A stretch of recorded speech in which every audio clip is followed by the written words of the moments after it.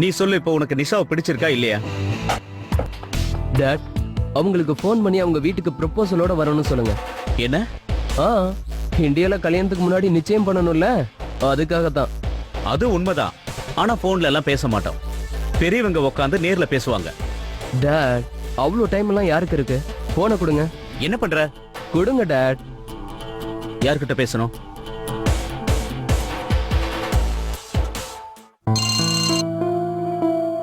கிஷோர், சொல்லு, என்ன விஷயம்? ஹாய் அங்கிள், நான் சிவா பேசுறேன். சொல்லுப்பா. அங்கிள், நான் உங்க பொண்ணை கல்யாணம் பண்ணிக்க ஆசைப்படுறேன். அவளை பொண்ணு பார்க்க உங்க வீட்டுக்கு வரணும்னு ஆசைப்படுறேன். என்ன? மீதியை நாம நாளைக்கு நேர்ல பேசலாம். Okay uncle, see you. என்னடா இப்படி பண்ற? பெரியவங்க கிட்ட இப்படியா பேசுவாங்க? அவங்க ரொம்ப மரியாதையான குடும்பத்தை சேர்ந்தவங்க. அவங்க பொண்ணோட கல்யாணத்தை பத்தி இவ்வளவு அலட்சியமா பேசுறியே, இது என்ன பிசினஸ் ப்ரப்போசல் நினைச்சியா? டாட், இப்ப நான் என்ன பண்ணிட்டேன்? எனக்கு பொண்ணு பிடிச்சிருக்குன்னு சொன்னேன், வேற எதுவும் சொல்லையே. இரு ஒரு நிமிஷம்.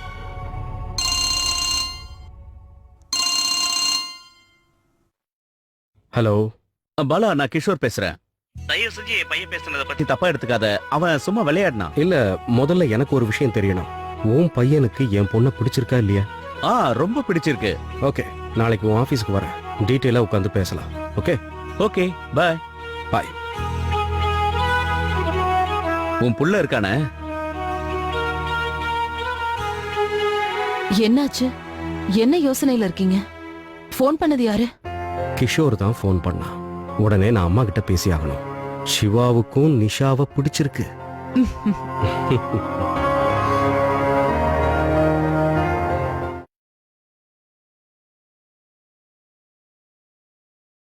உங்ககிட்ட நான் என்னன்னு சொல்றது? ஷாலினி இன்னைக்கு பார்ட்டில ஒரே கலாட்டா பண்ணிட்டா பாட்டி. அவ எப்பவுமே அப்படிதானே, எங்க போனாலும் என் பேரை கெடுக்கிறதே அவளுக்கு வேலையா போச்சு. உன்னையும் சிவாவையும் சேர்த்து பார்த்ததும் அவளுக்கு பொறாம வந்திருக்கும். ஆனா யாருக்கு என்ன எழுதியிருக்கோ அதானே எப்பவும் நடக்கும். பாரு நிஷா, சிவாவுக்கு உன்னை பிடிச்சிருக்குல்ல? பிடிச்சிருக்கு தானே? அது போதும். கவனமா இருக்கணும், தெரியுதா? அந்த ஷாலினியோட பார்வை உன் சிவா மேல படவே கூடாது. ஏன்னா அந்த ஷாலினியோட மூளை இதுல எல்லாம் வேலை செய்யும், தெரியுதா? அம்மா, நான் உங்ககிட்ட கொஞ்சம் பேசணுமா? சொல்லுப்பா. சிவா வீட்ல இருந்து ஃபோன் வந்தது. அவங்களுக்கு நிஷாவை ரொம்ப பிடிச்சு போச்சு. அதனால நம்ம கிட்ட சம்பந்தம் வச்சுக்க விரும்புறதா சொன்னாங்க. அவங்க வீட்ல இருந்து போன் வந்ததா? ஆமாம்மா, சிவாவே என்கிட்ட ஃபோன் பண்ணி சொன்னாமா உங்க பொண்ணு பிடிச்சிருக்குன்னு. அவங்க கிட்ட நாளைக்கே சரின்னு சொல்லி. நாளைக்கு ஏன் இன்னைக்கு? இன்னைக்கு எதுக்கு?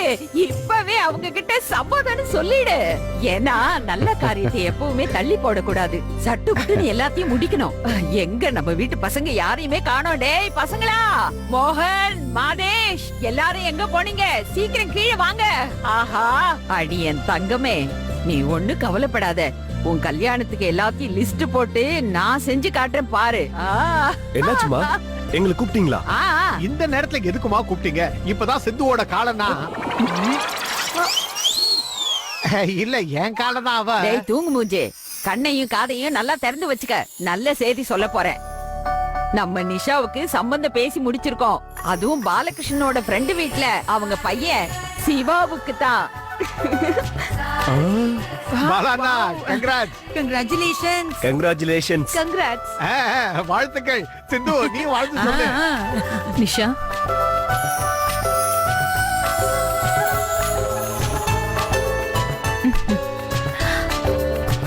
I am so happy for you. Nisha, நீ ஒண்ணு பாட்டி, Nisha, thank you thank you thank you so much பாட்டி. உங்களால தான் இந்த சம்பந்தமே முடிஞ்சது.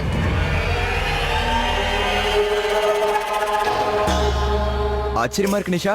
1000 பொண்ணுங்க அவன் பின்னாடி சுத்துறாங்க, ஆனா அவன் உன் பின்னாடியா? டேய் என் பேச்சுக்கு என்னடா குறைச்சல்? இவ்வளோ லட்சத்துல ஒருத்தி தான். 100ல ஒரு வார்த்தை. ஆனா உங்களுக்கு ஒண்ணு தெரியுமா பாட்டிமா? நம்ம நிஷாவுக்கு முன்னாடி நம்ம பிரதீப் தான் அவனுக்கு முதல்ல பிடிச்சது. என்னது? என்னடா சொல்ற? இல்ல, அது வந்து நீதானடா அவனை முதல்ல பார்த்து நல்லா இருக்கான்னு சொன்ன. நம்ம வீட்டு மாப்பிள்ளைன்னு கூட சொன்னியாடா. சொன்னியா இல்லையா? பாட்டி, இந்த குண்ட சும்மா இல்ல.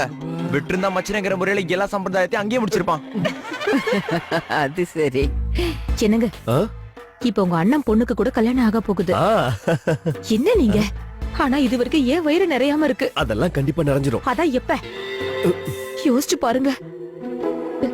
இவ குழந்தைக்கு கல்யாணம் ஆகும் போதுதான் நம்ம குழந்தைக்கு கல்யாணம் ஆகுமோ? அப்படின்னா நான் பாட்டி ஆகுற வயசுலதான் அம்மாவாவே ஆவேணும். ஒரு நிமிஷம் கொஞ்சம் பொறுமையா இரு, எல்லாம் சரியாயிடும். உனக்கு ஆண்டவன் மேல நம்பிக்கை இருக்கா இல்லையா? வேற வழி, ஆண்டவனை தான் நான் நம்பிக்கிட்டு இருக்கேன். உங்க மேல இருந்த நம்பிக்கை இன்னைக்கு போயிடுச்சு. நான் என்ன பண்ண முடியும்? என்ன பண்ண முடியுமா? விரதம் இருங்க. விரதம் இருந்து வெறும் காலோட நடந்து போய் விநாயகர் பெருமான தரிசனம் பண்ணிட்டு வாங்க. அதுக்கப்புறம் இந்த விநாயகர் என் வயித்தை நிறைச்சிட்டு பாருங்க. நீ என்ன அப்பனாக்க பாக்குறியா இல்ல பிச்சைக்காரனா ஆக்க பாக்குறியா? Unbelievable, Annie. சிவா, குரு, வேத், நிஷாவா? வாவ்! நம்மளோட கம்யூனிட்டி மொத்தம் இது பெருசா பேச போறாங்க. Congratulations so much.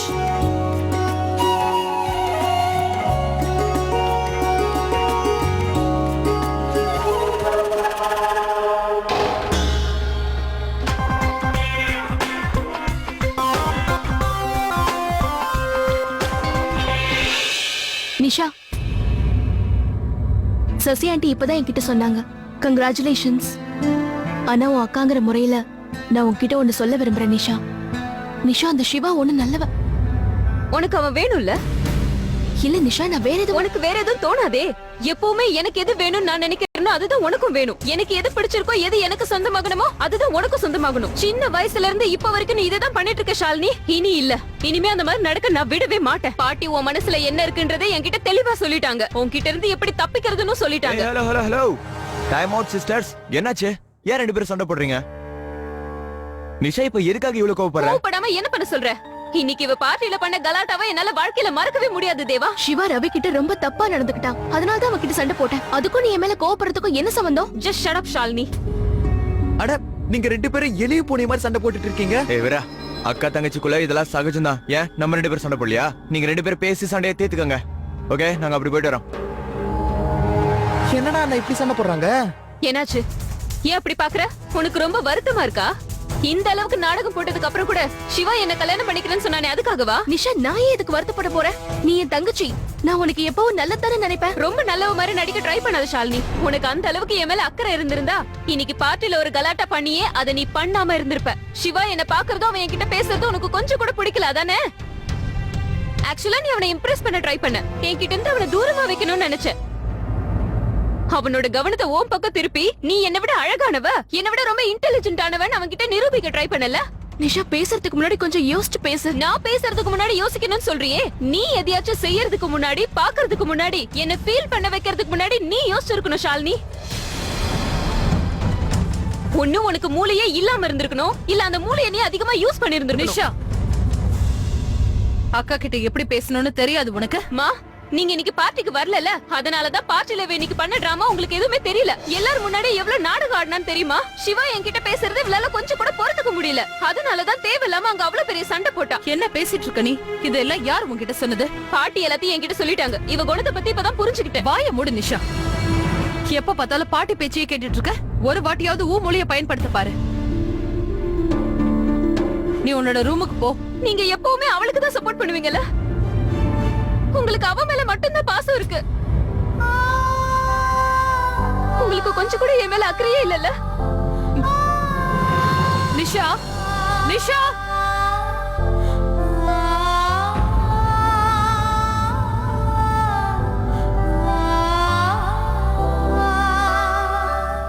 நிஷா பேசினத நீ தப்பா எடுத்துக்காத.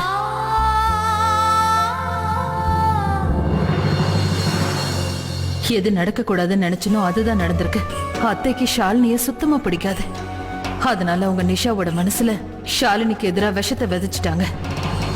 அத்தையால அக்காவுக்கும் தங்கைக்கும் நடுவுல இப்ப பிரிவு ஏற்படுது. அது மட்டும் நடக்க நான் விடவே மாட்டேன்.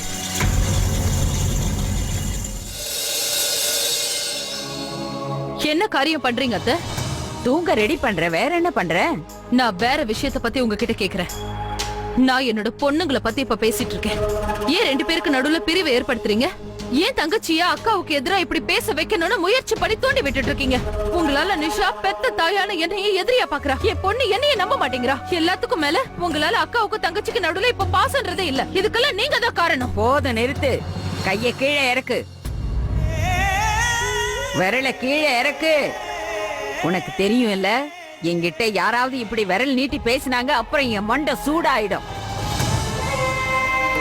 சொல்றேம்மா, உன்னோட கேள்விகளுக்கு மூஞ்சில அடிச்ச மாதிரி பதில் சொல்றேன். என்னமோ பெருசா வாய் கிழிய அக்கா தங்கச்சின்னு சொல்லிக்கிட்டு இருக்கல. உனக்கே தெரியும்ல, நிஷாவும் ஷாலினியும் அக்கா தங்கச்சி தான். ஆனா ஒரே ரத்தம் இல்ல, ஆஃப் சிஸ்டர்ஸ். ஷாலினி உன்னோட காதலோட அடையாளம் தானே. ஷாலினியோட அப்பனோட நீ காதல் விளையாட்டு தான் விளையாடினியா, இல்ல கல்யாணம் கூட பண்ணிக்கிட்டியா? யாருக்கு தெரியும்? இல்ல, எந்த ஒரு ஆதாரமும் இல்ல, ப்ரூஃப் எதுவும் இல்ல. இதே நிஷாவை எடுத்துக்கோ. நிஷா எங்க பரம்பரையில வந்த பொண்ணு. ஒருவேளை நீ வேற மாதிரி நினைச்சீனா, அதாவது நிஷாவும் ஷாலினியும் சமமா நடத்தணும்னு நினைச்சீனா, அப்படி நடக்க வாய்ப்பே கிடையாது. புரிஞ்சுக்க பத்மாவதி. என்ன பொறுத்த வரைக்கும் 2 பேருமே நான் பெத்த பொண்ணுங்க தான். ஆனா இது வரைக்கும் நீங்க ஷாலினியை இந்த வீட்டு பொண்ண நினைச்சதே கிடையாது. பரவாயில்ல, ஏன் ஷாலினிய பத்தி நீங்க கவலைப்பட வேண்டிய அவசியம் கிடையாது. ஷாலினி நிஷாவை பார்த்து பொறாமப்படுறான்னு தானே உங்களோட நினைப்பு. அப்ப நீங்க கொஞ்சம் பொறுத்து இருந்து பாருங்க. ஷாலினிக்காக சீக்கிரமே நானே ஒரு நல்ல வரனா பாக்குறேன். அதுக்கப்புறமா அவ அதிர்ஷ்டத்தை பார்த்து நீங்களே பொறாமப்படுவீங்க. ஷாலினி உன்ன மாதிரி தலையெழுத்து உள்ளவ. அவளும் உன்ன மாதிரி வாழ்க்கையில அடிபட்டு தான் எழுந்துக்க போறா. ஏன் தலையெழுத்து தான் நீங்க முழுசா பாக்குறீங்களே அத்தை? இன்னைக்கு நான் இவ்வளவு பெரிய வீட்டோட மருமக, அதுவும் மூத்த மருமக. என் பொண்ணு ஷாலினி இதை விட பெரிய வீட்டுக்கு மருமகளா போவா. அவளுக்கு ஏன் புருஷன் மாதிரியே நல்ல புருஷன் கிடைப்பான். என் நிஷாவுக்கு ஒரு நல்ல வாழ்க்கை அமைச்சு கொடுக்கிற பொறுப்பதான் நீங்க உங்க தலைமையில போட்டுட்டு இருக்கீங்களே. ஆனா என் ஷாலினிக்கு ஒரு நல்ல வாழ்க்கை அமைச்சு கொடுக்க வேண்டியது என்னோட பொறுப்பு. இது நான் உங்களுக்கு விடுற சவால்.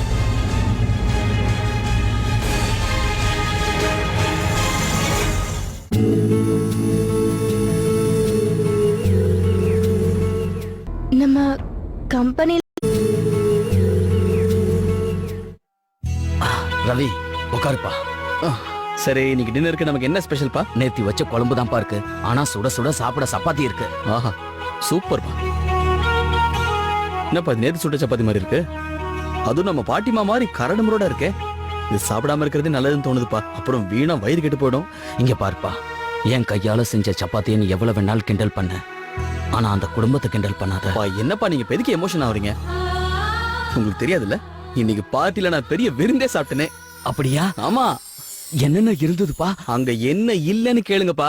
எவ்வளவு பெரிய கவுண்டர் வச்சிருந்தாங்க தெரியுமா? இட்டாலியன், சைனீஸ், உங்களுக்கு என்ன பிடிக்குமோ எவ்வளவு வேணா சாப்பிடலாம். குறிப்பா இந்த சமோசா, சாட் ஐட்டம் எல்லாம் பின்னிட்டாங்க. அதுவும் இந்த நூடுல்ஸ் என்ன வாசனை, சான்ஸே இல்ல. அப்பா, அந்த சாப்பாடை நான் உங்களுக்கு கொண்டு வந்திருக்கேனே. நாங்க பிடிங்க. ரவி, என்னப்பா இதெல்லாம்? என்னப்பா நீங்க, எனக்கு தெரியாதா உங்க சம்பளத்துல ஒவ்வொரு ரூபாயும் சேர்த்து வச்சிட்டு இருக்கீங்க. நான் போய் காசு கொடுத்து கடையில இருந்தா வாங்கிட்டு வந்தா அதை நீங்க தொட்டு கூட பார்க்க மாட்டீங்க. ஏன் ரவி பணத்தை வீணடிக்கிறேன்னு திட்டுவீங்க. நான் அந்த பார்ட்டில இருந்து கொண்டு வந்தது காரணமே இதுதான்ப்பா. இங்க பாரு ரவி, நான் திருட்டுத்தனமா கொண்டு வந்த சாப்பாடை சாப்பிட மாட்டேன்னு உனக்கு தெரியாது? இல்லப்பா, நான் ஒண்ணு திருட்டுத்தனமா இதை கொண்டு வரல. பெரிய பெரிய ஹோட்டல்ஸ்ல இது பேரு டாகி பேக்னு சொல்லுவாங்க. இந்த மாதிரி மிச்சமாற சாப்பாடுல தூக்கி போட மாட்டாங்க, வீட்டுக்கு எடுத்துட்டு போயிடுவாங்கப்பா. அதெல்லாம் விடுங்க, பிடிவாதம் பிடிக்காம நீங்க சாப்பிடுங்க. சாப்பிட்டு பாருங்கப்பா, நல்ல டேஸ்டா இருக்கும். இது சைனீஸ் ஃபுட். எப்படி இருக்கு? இந்த மாதிரி சாப்பாட்டை கனவுல கூட நினைச்சு பார்க்க முடியாது. என்னப்பா பெரிய கனவு?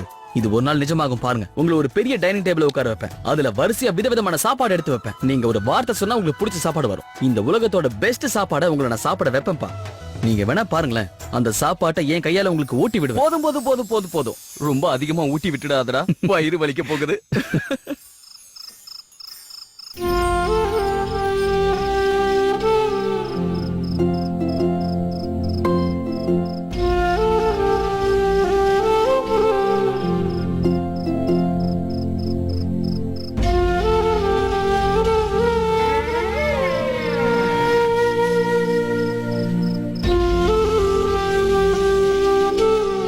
கதவை தட்டிட்டு வர மாட்டியா? எத்தனை வாட்டி சொல்லிருக்கேன் உங்ககிட்ட.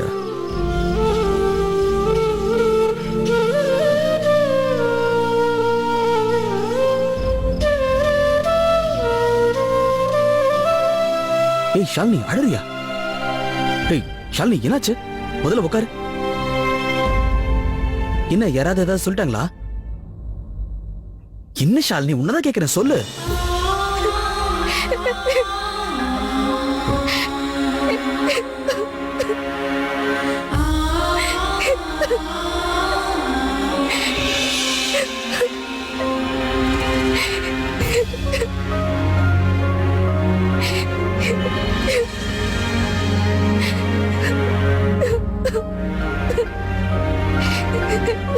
ஷாலினி என்ன ஆச்சுன்னு கேட்டேன். நீ இப்படி அழுதா என்னால பார்க்க முடியாது ஷாலினி. ஷாலினி பதில் சொல்லு, என்னாச்சு? நீயே சொல்ல. நானே என் தங்கச்சியை பார்த்து பொறாமப்படுவேனா? அவளுக்கு கெட்டது நினைப்பேனா? நீ ஏன் இந்த மாதிரிலாம் நினைக்க போற? இந்த மாதிரி அவங்ககிட்ட யார் சொன்னாங்க?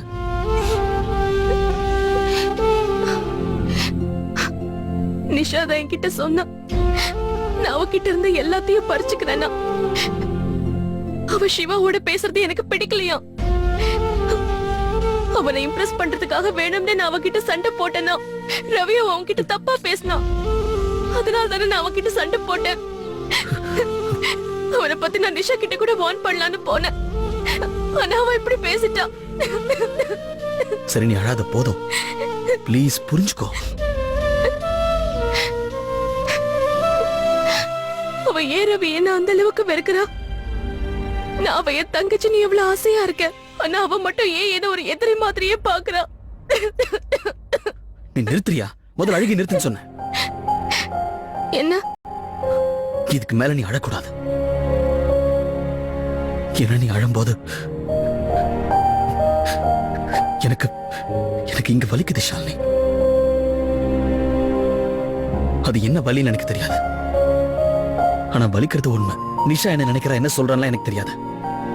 ஆனா அடுத்தவங்க கண்ணீர் விட்டு அதை பொறுத்துக்க முடியாத உறவு தான் இந்த உலகத்திலேயே ரொம்ப உயர்ந்த உண்மையான உறவு நான் நம்புறேன் ஷாலினி. ஷாலினி நீ அழும்போது எனக்கு உலகமே நின்னு போற மாதிரி ஆகுது. என்னால அதை மட்டும் தாங்கிக்க முடியாது. சரி, நான் இனிமே அழமாட்டேன். இதுக்கு மேல உனக்கு கஷ்டம் கொடுக்க மாட்டேன். போதுமா? நீ இதே நினைச்சு வருத்தப்படாத. நிஷா ஒரு நாள் ரியலைஸ் பண்ணுவா. அவ மேல உனக்கு எவ்வளவு அன்பு இருக்குன்னு புரியும். உன் அக்கறையில உண்மை இருக்குன்னு புரியும். நிஜமாவே அவ ரியலைஸ் பண்ணுவாளா? ரியலைஸ் பண்ணுவாங்கிற நம்பிக்கை எனக்கு நிறைய இருக்கு. நீ சொல்றல, அப்ப நிச்சயம் நடக்கும். எனக்கு இந்த பாதி சிரிப்பெல்லாம் பத்தாது. நல்ல முழுசா சிரிக்கணும். இல்ல நைட் எனக்கு தூக்கம் வராது. உன்னோட சீக்ரெட் சிடி மூவிஸ் பாரு, உனக்கு தூக்கம் வரும்.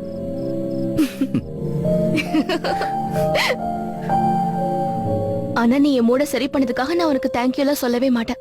ஏன்னா ஃப்ரெண்ட்ஷிப்ல எனக்கு இந்த உரிமை இருக்குல்ல. Good night. Good night.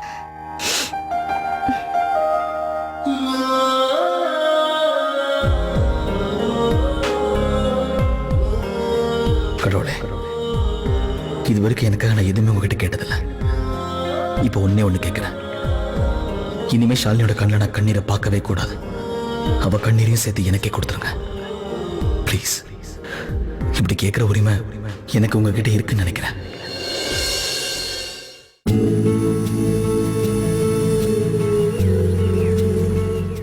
நம்ம சர்ப்ரைஸ்! உங்களோட பீட்சா மற்றும் கூல் ட்ரிங்க்ஸ் ரெடி. முதல்ல எனக்கு தான். என்ஜாய்.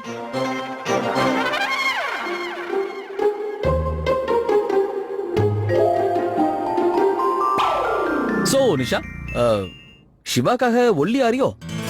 எக்ஸசைஸ் பண்ணி நான் ஒல்லி ஆகுறேன். அவனை பார்த்தா நான் வெக்கப்படுவேன். சிவாக்கு எது பிடிக்கும் எது பிடிக்காதுன்னு தெரிஞ்சுக்கிட்டேன்னா நீ இப்படி வெக்கப்பட மாட்டேன், பயந்தே போயிடுவேன். உனக்கு தெரியுமா, அவனுக்கு ரொம்ப ஸ்ட்ராங்கான பொண்ணு தான் பிடிக்குமா. அதுவும் 100 கிலோவுக்கு மேல இருக்கணும். அப்படியா? 100 கிலோவா? ஆமா. அவனுக்கு என்ன பைத்தியமா பிடிச்சிருக்கு? அம்மா இதெல்லாம் உன்கிட்ட யார் சொன்னது? வேற யார்? அந்த சிவோட டிரைவர் தான் சொன்னா. முதலாளியோட ஒவ்வொரு விஷயமும் அவனுக்கு தெரிஞ்சிருக்கு. எங்க போறாரு, எப்ப போறாரு, யார பாக்குறாரு, என்ன சாப்பிடுறாரு. அதனாலதான் சிவாவை பொறுத்த வரைக்கும் தனக்கு வரப்போற மனைவி எல்லாமே சாப்பிடணும்னு ஆசைப்படுறாராம். எல்லாமேனா என்ன அர்த்தம்? எல்லாமே என்ன, chicken, mutton, fish, crabs, lobster, எறா எல்லாம். ஆனா நம்ம வீட்ல இதெல்லாம் யாருமே சாப்பிட மாட்டோமே. நீங்க சாப்பிடணும் போங்க, நிஷா சாப்பிடுவா. அதுவும் சிவா கூட. அவன் டிரைவர் தான் புட்டு வச்சிட்டானே. சிவாக்கு இந்த மாதிரி ஒல்லியான பொண்ணுங்களை பார்த்தாலே ஆவாதான். இந்த டயட்டிங் எக்ஸசைஸ் எல்லாம் பண்ற பொண்ணுங்களை பார்த்தாலே ஓடுவாராம். ஹே நிஷா, நீ ஏமா நிறுத்திட்ட? You continue. இல்ல, அவ்வளவுதான், முடிஞ்சு போச்சு. நீ ரொம்ப ஓவரா பேசிட்டு இருக்க. டிரைவர் கிட்ட எல்லாம் எப்படிதான் பேசுறாங்களோ? எல்லாம் நீ என்கிட்ட பேசுற மாதிரி தான். அது சிவா உன்னை பத்தி ஏதாவது இன்ஃபர்மேஷன்ஸ் தேவைப்பட்டிருக்கலாம். சோ அப்போ அதை என்கிட்ட தானே கேட்பாங்க.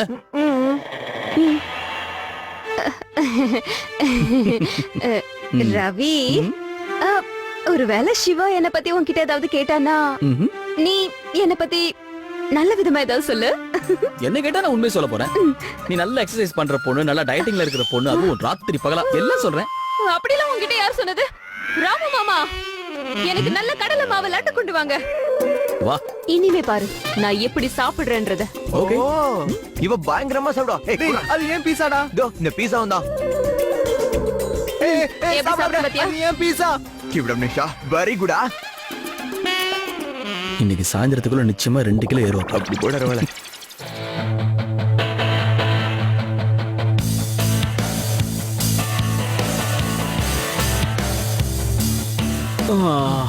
Dot you lost again. ஒரு நாள் நிச்சயம் உன்னை தோக்கடிப்பேன். அப்படி ஒரு நாள் வரவே வராது. ஓ.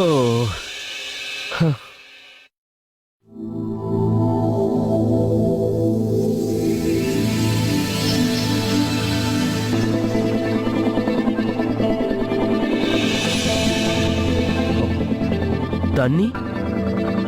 Where's my protein? Raman,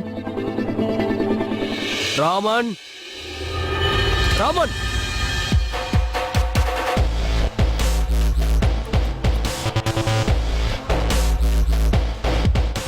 Raman, Raman.